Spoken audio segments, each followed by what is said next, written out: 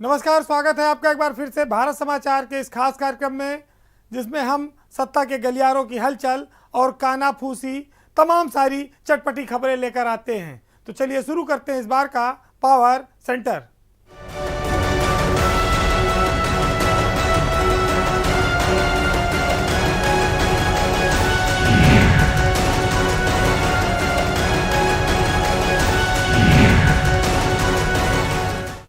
कहते हैं जीना तो है उसी का जिसने ये राज जाना, है काम आदमी का औरों के काम आना। हमारे प्रदेश में जब कोई मंत्री भलाई का काम कर दे और लोगों की नज़र में वो आ जाए तो जनता को इस बात की उम्मीद नहीं होती है, उससे बड़ा आश्चर्य होता है। लेकिन योगी सरकार में कुछ ऐसे मंत्री हैं जिनका नाम भलाई के काम में आगे आने लगा है। हालांकि लोग पहले मंत्रियों का नाम आते ही चिढ़ जाते थे, उन्हें कोसने लगते थे, लेकिन ब्रजेश पाठक उत्तर प्रदेश के उप मुख्यमंत्री इस समय जनता के बीच वो बेहद लोकप्रिय होने लगे हैं। सरकार का मात्र 2 महीने का एक छोटा सा कार्यकाल अभी गुजरा है, लेकिन प्रदेश के उप मुख्यमंत्री के पास जो महकमा है स्वास्थ्य का, उन्होंने उसमें जो परिवर्तन लाने की कोशिश की है और कहा जाए तो बिना सजा दिए, बिना डंडा उठाए, बिना शोर मचाए, तो वो एक कामयाबी की नई इबारत लिखने की तैयारी में है। उत्तर प्रदेश के अस्पतालों की हालत आप जानते हैं कि किस तरह से कोरोना काल में अस्पतालों में लोगों को जगह नहीं मिली, लोगों को ऑक्सीजन नहीं मिला, दवाई नहीं मिली। उसके बाद आज भी आप जाइए तो अस्पतालों में लंबी लंबी भीड़ है, गरीब मरीजों को कोई पूछने वाला नहीं है, सिफारसी लोगों को भले डॉक्टर जल्दी देख ले। देखने के बाद अस्पताल में पर्याप्त दवाई नहीं रहती, जांचें बाहर से होती हैं।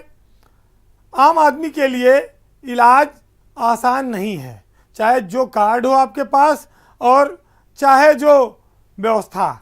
लेकिन एक मुख्यमंत्री के तौर पर योगी के शपथ लेने के बाद जब से ये महकमा ब्रजेश पाठक को मिला तो उन्होंने कहते हैं कि भेष बदल कर ये हालात जानने की एक नई शुरुआत की।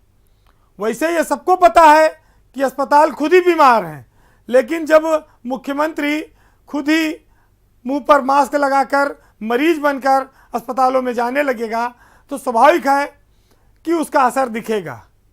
डिप्टी सीएम ब्रजेश पाठक के ताबड़तोड़ छापे चल रहे हैं। इन छापों से आपने देखा होगा कि लखनऊ के लोहिया अस्पताल, सिविल अस्पताल, बाराबंकी, सीतापुर, रायबरेली, तमाम सारे बनारस, हमीरपुर, बरेली, तमाम जगहों पर उनके छापे लगातार जारी हैं। इन छापों का फ़ायदा भी है। कहीं पर करोड़ों की एक्सपायर दवाएं पकड़ी जा रही हैं, कहीं पर मरीजों को भर्ती करा दिया जा रहा है। इलाज के नाम पर जो खानापूर्ति होती थी अब वो नहीं, अब मरीज और तीमारदार दोनों से फीडबैक लिया जा रहा है। लेकिन आज पावर सेंटर में ब्रजेश पाठक एक वजह से और चर्चा में है। कहते हैं कि आपका काम ऐसा हो कि लोग आपके नाम पर अपने बच्चों के नाम रखना चाहें। हमीरपुर में एक ऐसा वाकया आया है जहां एक दंपत्ति ने अपने बेटे का नाम ब्रजेश रख दिया है। हालांकि वो प्रजापति समाज से हैं, लेकिन ब्रजेश पाठक ने जो उनकी मदद की उससे वो प्रभावित हैं। मामला यह है कि हमीरपुर के अखिलेश प्रजापति और उनकी पत्नी जो थी वो गर्भवती थी। महिला अस्पताल वो गई, वहाँ बताया गया कि एनेस्थीसिया डॉक्टर नहीं है, उन्हें भर्ती नहीं किया गया, लौटा दिया गया। पत्नी को लेकर अखिलेश डीएम कार्यालय गए, वहाँ पर उन्होंने जब फरियाद की तो कुछ मीडिया वालों का भला हो जिन्होंने ये वीडियो वायरल किया। ब्रजेश पाठक ने लखनऊ में बैठकर ये वीडियो देखा और फ़ोन लगाकर सीएमओ, सीएमएस सबकी क्लास लगाई और उनके इस फ़ोन का असर ये हुआ, एडमिट किया गया, उनका सुरक्षित प्रसव हुआ। और जब इस दंपत्ति को इतनी खुशी मिली तो उन्होंने खुशी में अपने बेटे का नाम भी ब्रजेश रख दिया। कौन मंत्रियों के नाम पर अपने बच्चों का नाम रखना चाहता है जब लोग आकंठ भ्रष्टाचार में डूबे हो, जिनके चरित्र का कोई अता पता नहीं होता आज के दुनिया में।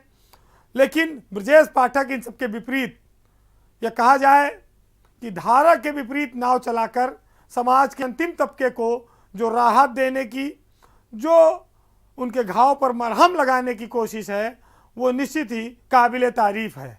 हमीरपुर का यह दंपत्ति इस बात से भी खुश है कि अब जब भी वो अपने बेटे का नाम पुकारेगा तो उसके सामने उप मुख्यमंत्री का चेहरा आएगा। आपने अभी कुछ दिन पहले देखा होगा कि मेडिकल सप्लाई कॉरपोरेशन में ब्रजेश पाठक ने 16 करोड़ से ज़्यादा की दवाएं वहाँ पर पाई, एक्सपायरी हो गई थी, दवाएं वापस नहीं की गई, मरीजों के किसी काम नहीं आई। KGMU में उन्होंने छापा मारा, कई जगह तो 1 साल से डॉक्टर नहीं आ रहे थे, लेकिन उन्होंने सजा के बजाय प्रेम का रास्ता चुना। ठीक है, एक तरीका है कि लोगों को मौका दिया जाना चाहिए। मंत्री सामान्य मरीज की तरह पर्चा बनवाता है, दवा की लाइन में लगता है, तीमारदारों से बात करता है, और जब तक डॉक्टर समझते हैं तब तक हंगामा मच जाता है। मीडिया से उनकी बड़ी दोस्ती है, लेकिन लीक ना हो छापा, इसलिए वो अपनी गाड़ी भी खुद चलाते हैं, ना तो लाव लश्कर ले जाते हैं, ना वो अपने साथ कोई स्टाफ ले जाते हैं, ड्राइवर तक नहीं ले जाते, चपरासी तक नहीं ले जाते। एक अच्छी पहल है, इसकी जितनी तारीफ की जाए कम है। वो लखनऊ के साथ साथ उत्तर प्रदेश में लोकप्रिय हैं, वो एक बड़े नेता उत्तर प्रदेश में बन चुके हैं, हर समाज के हर वर्ग का उनको विश्वास हासिल है।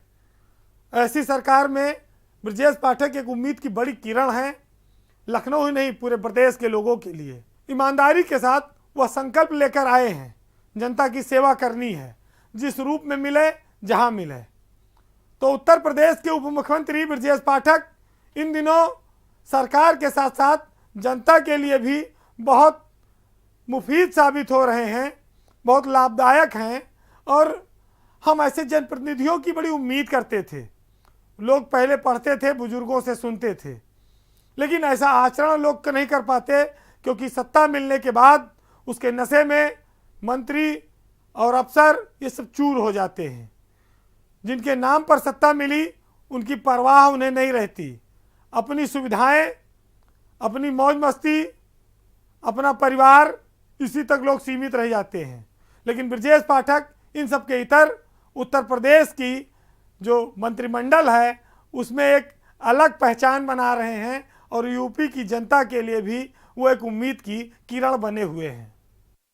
कहते हैं कि सार्वजनिक जीवन में या सियासत में कुछ भी निजी नहीं होता, लेकिन सार्वजनिक और जनता के नाम पर बहुत सारी निजी चीज़ें भी टकराती हैं।